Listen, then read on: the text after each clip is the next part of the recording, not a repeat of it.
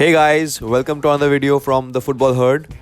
Hope you guys are doing wonderfully well, and it's that time of the season where we'll have very frequent games and we have a very early deadline this time around for the game week 5. So in this video I'll be quickly talking about the potential transfers that I'm looking forward to, how my team did in game week 4 and potentially my team selection for game week 5. If you are watching my videos for the first time, a like and a subscribe would be very helpful for me and it will help me grow immensely. And so without further ado, let's get started. It was a slightly better than average game week for me and I fetched 71 points, and it was a bit shocking to see the likes of Zinchenko missing out this time round with a knock that he picked up, and also very much shocking to see Mohamed Salah did not have any attacking returns even though they scored 9 against Bournemouth. I again went heavy at the back with 5 defenders, and unfortunately Zinchenko did not start, so it got rammed down to 4 defenders, so that's fine. And in goal, Raya gave me 6 points even though Brentford were unable to keep a clean sheet, but then again he made 6 crucial saves and that fetched him 2 bonus points also, and he was high on the BPS. That was invariably one of the reasons that I opted for Raya, as I have been speaking quite highly of him in the last couple of videos. And to start my defense, Trent was having an amazing game, and he gave me 17 points, in which there were a couple of bonus points and also the clean sheet, an assist and a goal. Again, coming to Cancelo, Man City looked a lot fragile at the back and they conceded 2 goals against Crystal Palace, and Cancelo this time round also did not contribute by any attacking returns, so he gave me a single point. Reece James also had a quiet game, but amongst the couple of goals that Chelsea scored, one was assisted by him, so that gave me 7 points. It was a satisfactory return if you take into consideration that they were down to 10 men with an early red card of Conor Gallagher. Then my newly transferred asset, Ivan Perisic, had a clean sheet and gave me 6 points, even though I was expecting some attacking returns from him, but we saw him getting subbed early at the 70th minute mark and Ryan Sessegnon came in his place. Now coming to the midfield, the biggest disappointment again, it's Mohamed Salah with 3 points, and that gave me 6 points because he was my captain.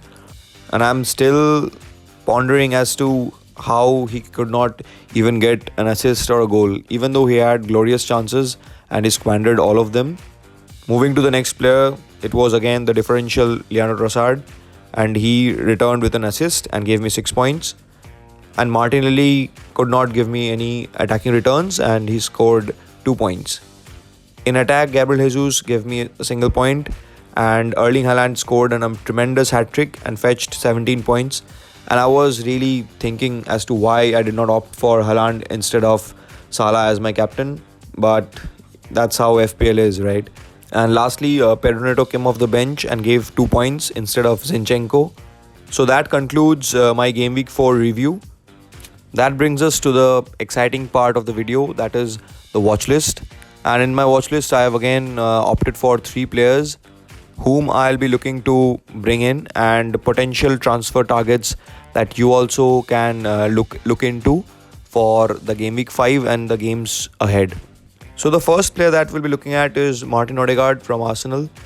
The club captain is having an amazing run, and which is clearly evident from the numbers that you can clearly see, with a high XGI of 1.57, already making 3 assists and having an XG of 0.93, and already created 1 big chance in the last game, and is looking ever so threatening in the number 10 position. And we can see clearly the kind of inventive football that Arsenal are playing, and he can really contribute to that and have attacking returns. However, opting for Odegaard will be a bit difficult in my current structure, as I'll have to do away with one of Martinelli or Zinchenko, since we have a capping of maximum 3 players. If you do not have Martinelli already in your side, it's a big shout out to opt for Odegaard instead of Martinelli, as things stand. The next player that I'll be talking about is Kevin De Bruyne from Manchester City.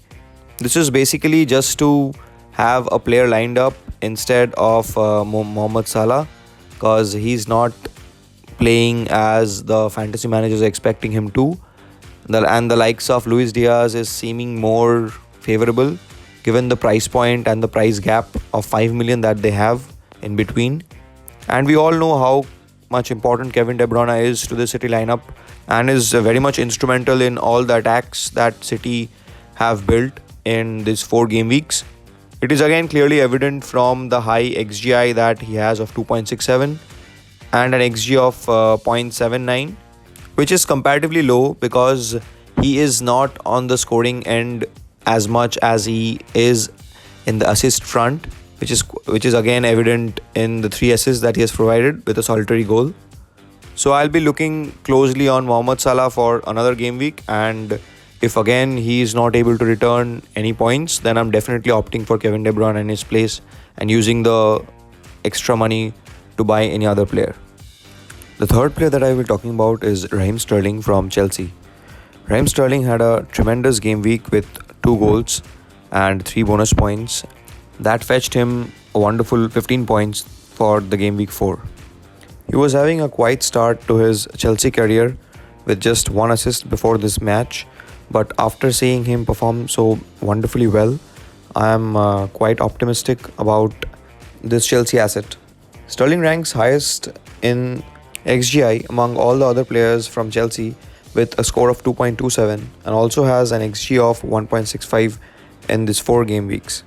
And he has already contributed to 3 big chances, and with a couple of days left in the transfer window and Chelsea being linked to the likes of Aubameyang, I'm quite optimistic to the fact that if they get a proper striker, the likes of Raheem Sterling and Mason Mount could shine. As right now they are creating a lot of chances, but they're not getting converted. So probably I'll keep tabs on Sterling for the time being, but he's definitely someone that is on my watch list right now. Well, that concludes the watch list, and now it brings us to the Game Week 5 team selection. So in goal, we have David Raya from Brentford. The budget goalkeeper that I'm relying on this time round faces a tough Crystal Palace away match, but I'm quite optimistic that he will be able to give me a lot of save points, if not for a clean sheet, because the likes of Crystal Palace have been very good offensively, as we saw in the last game that they scored a couple of goals against Man City. And the other option that I have is Ward, who face Manchester United in a home fixture. And right now I do not want to invest in any other transfer for my goalkeeper, so I'll stick to Raya. In defense, I have Trent Alexander-Arnold, who faces a home fixture against Newcastle. Now, Trent Alexander-Arnold has been the best attacking fullback that we have in this year's Premier League, with as much as 41 crosses in just only 4 game weeks. And Trent also has the highest number of chances created as a defender. He has created as many as 11 chances this time round. Next we come to Cancelo, who face Nottingham Forest side at the Etihad. Now we are at the point in the season when fixture congestion starts, and it's more intense this season due to the World Cup in November. Between now and the World Cup, Man City have a midweek game every week, excluding the international break. A tight run of games can mean only one thing, that's Pep rotation or the Pep roulette, whatever we call it. Recently, Cancelo was subbed early against Crystal Palace for tactical reasons, but they shouldn't worry owners, just because we have already seen that Cancelo has started as much as 95% of the Premier League games in the last season. Next up, we have Reece James, who face an away game to Southampton. And in my opinion, Reece James is a must-have if you want a place in the Chelsea defense. Not only because he's the best attacking fullback that they got, but also because he's someone that looks always threatening, which is quite evident from the high XGI and high XA that he has got. Next up, we have Zinchenko, who is a bit of a doubt as of now, since he's carrying a knock and did not make the squad in game week 4. However, I will go for him and wait for early team news, because if Zinchenko starts, That automatically increases the likelihood of Arsenal scoring and him returning favourable points. The last man in my defence is Ivan Perisic, who faces West Ham in an away fixture. I'm quite hopeful that Ivan Perisic will again start for Spurs, just because his minutes were also managed, and we saw that Sessegnon came in his place in the last match against Forest.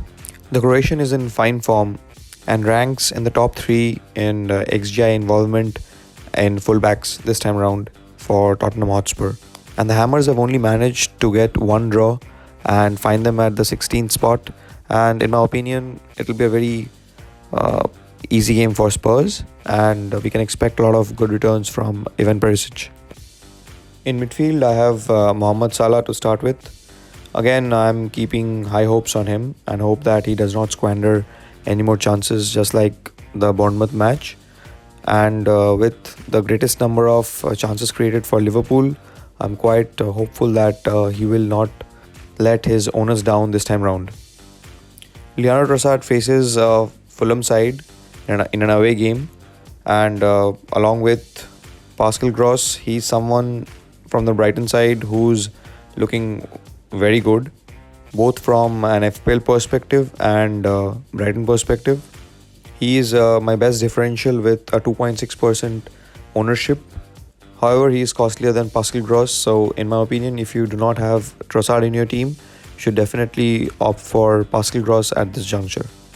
The final player of my midfield is Martinelli, and Arsenal face Villa side at the Etihad. And given Villa's poor run of form, I'm quite hopeful that Martinelli will be able to give me some attacking returns, as he has been very much involved in all the attacks that Arsenal are creating this time round. In the forward line, I have Gabriel Jesus, who again faces Villa side, and he is due a big haul because he has not performed well in the 3rd and 4th game week in an FPL perspective, but he looked immensely threatening, which is quite clearly evident from the expected stats that he has, and his 26-point return from the 4 game week completely justifies his 82% ownership.